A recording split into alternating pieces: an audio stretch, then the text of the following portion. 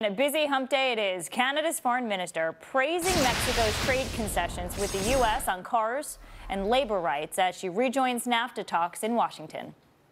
Good jobs for working people in Canada has always been our priority, and these concessions really are going to be valuable for workers in Canada and in the United States who have been concerned for some time about their jobs going to lower wage jurisdictions.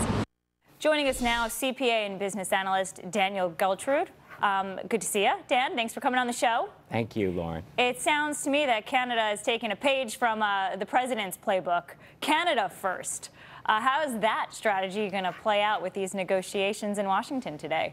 I think Canada first actually means avoiding Canada last, because what we're talking about now, the United States has made a deal with Mexico.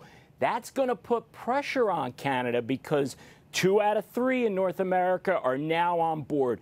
So what does this mean for Canada? It means they need to join the team and come together. They're the odd man out. So right now, the president, interestingly, where most leaders may say, look, we have a good deal, we'd like to invite Canada to join us and make this a really great deal for everybody, he turns around and says, it's the carrot and the stick.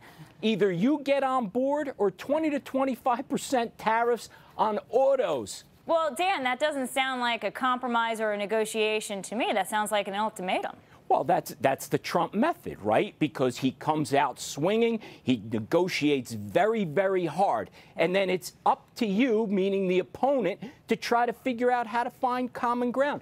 Trump has never said that it's all about America. He's saying he wants a fair deal, level playing field where everybody can compete fairly. And if we don't have equal tariffs, or even better, no tariffs, that's not fair. So right. He feels the American workers and American production and the economy can compete with anyone as long as there's a level playing field. And right now, we don't have that in many places around the world. Speaking of a level playing field, Dan, the holdups could be the very high, almost 300% tariffs that Mexico charges on some U.S. dairy products that are coming into, that Canada charges on some dairy products that come into their country from the U.S. Right, and that's clearly not going to work. That's probably a deal maker. I mean, there's been a lot of talk about this milk tariff, and the president is looking at what really would hurt the Canadian economy is auto tariffs. So he's going to hit them